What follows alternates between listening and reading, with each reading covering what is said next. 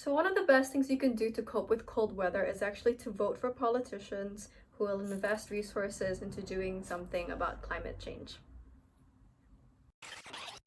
Hey guys, I'm back with another video. Today I'm going to be showing you my winter essentials and what I did to cope with one of Australia's coldest weeks that came a little bit ahead of schedule. Now, for those who don't live in Australia and don't understand what an Australian winter is like, although the temperatures don't get as cold as other places like England or Canada, for example, Australian houses have this massive problem of being built for neither heat nor cold weather.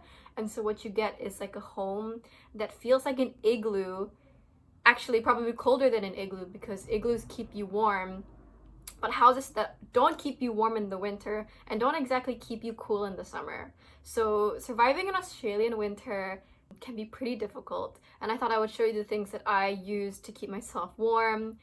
I also think it's really important to point out the fact that it was one of the coldest weeks ever, and just 3 to 4 weeks later the weather was warm, and that was really concerning, although not surprising considering climate change consequences are already unfolding and we are living with the consequences every day. And in some parts of the world, people are living with even more extreme temperature problems. So I feel really fortunate that things are not so extreme here in Australia, but it's definitely a worrying sign to keep in mind when thinking about weather. So my number one winter essential is my hot water bottle. Now, this is the cutest design ever. It's like half a duck's butt. I got this from Miniso. I call it James Pond. And it's just a small sized hot water bottle. And what you do is you fill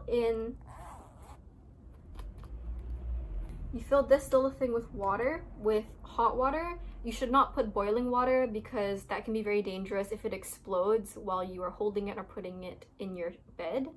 But yeah, you boil some water, you turn it off, maybe make yourself an extra cup of tea with that extra hot water, and you fill this pouch in, put it back. I put this under my blankets while I go get ready for bed, and by the time I come back, my bed is so nice and warm. The warmth lasts till the morning. As a household, my housemates and I try not to use the heater. It can get pretty expensive, so this has really been amazing in keeping me warm throughout the night where I could barely feel my toes. Speaking of toes, I don't normally like sleeping with socks on, but this winter was so cold, I went to Kmart to find some kind of loose, fluffy socks to keep my toes from turning blue, which they actually were at some point. I really like this material because it's soft, keeps you warm, and it's not too tight. I don't like the feeling of tight socks on my feet when I go to sleep. I feel like someone is restricting me. So these are really great. These are comfortable. And I wear these around the house to get my slippers. I wear these with my house slippers. I got these from Temu before I found out that Temu is like a really, really bad, is a really, really unethical company, which is probably why these were so cheap. So don't trust cheap items, guys. But yeah, they're not so thick that I can't wear my house slippers around, and they fit really nicely. If the weather is really, really cold, then I'll switch to something thicker, though I don't normally sleep in these because they're too thick. These are my reading socks.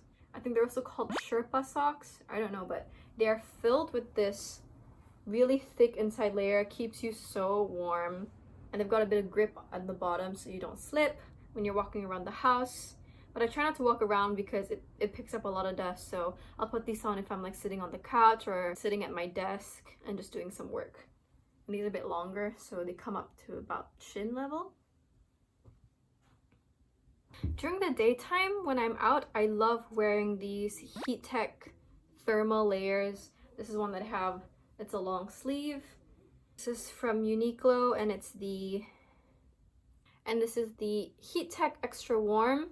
This is such a game changer, wearing this underneath.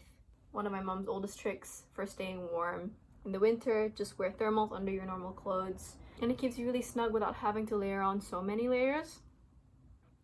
Uniqlo is a fast fashion brand, but I am not aware of other companies who actually produce good quality thermal clothes. I've actually had these for years. I've been wearing this since my undergraduate days.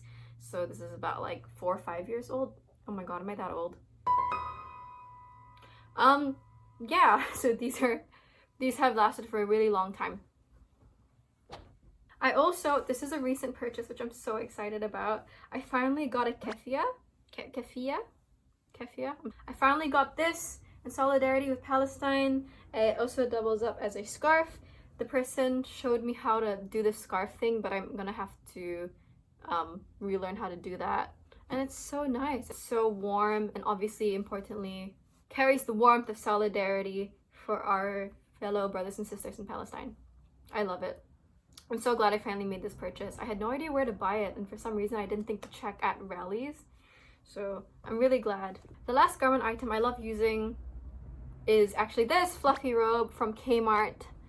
This is such a cute star and moon design. So I actually have this in a cloud design as well. And when I'm at home, I wear this over all my clothes. When I come home from uni or work, it's so nice to just throw this on and lounge around the house. And it's so fluffy and soft. Or after I've had a shower and the bathroom's really, really cold, I throw this on immediately and like keeps you so warm. The only downside sometimes is that because it's such a warm, it's a little unbreathable, you can sweat in it. But I'd rather be a little bit sweaty and warm than freezing. My next winter essential is actually a good moisturizer. This is a face oil. Face oils are essential to me as somebody with super, super, super dry, flaky skin that gets extremely flaky and dry during winter season. Like the moment my skin detects just like a slightly cold temperature, I swear it just like starts cracking. It just gives up. All the hydration in my body leaves. So yeah, this is important for my face. And for my body, I have yet to find a really good lotion. Actually, I've been struggling a lot these past few months. A lot of the drugstore lotions I've tried are just not hydrating enough. So I went and finally splurged on something fancier. I purchased the L'Occitane Almond Body Duo. I got 2 of this for $80, and it smells so good. It smells so amazing. So this is the shower oil, and this is the concentrated lotion, I think. They don't even call it a lotion. It's so fancy that it's just called milk concentrate. Fancy seal. The last beauty product that keeps me going during this cold season is a good lip mask. So this is from Laneige. I don't remember if Laneige is now on the boycott list, but this was from their BTS collection. This one smells like peach iced tea. This one smells like candy, cotton candy. So good. And these are better than a regular lip balm because they keep your lips moisturized for much longer. It's a much thicker product, so it stops my mouth from bleeding. And that's it. Thank you for watching my winter essentials. Don't forget to stay warm this winter / spring, which is coming really early. But more importantly, remember to take collective action for climate change, whatever that looks like for your area, your context, and your ability. Don't forget to vote for politicians and leaders who actually care and want to do something and invest resources into protection and adaptation. And don't forget to take care of yourself. Bye! So anyone else with thin hair just find it really impossible to make your hair look nice when you put it up without looking like an egg or a disheveled rat? Cause like, I don't know, whatever.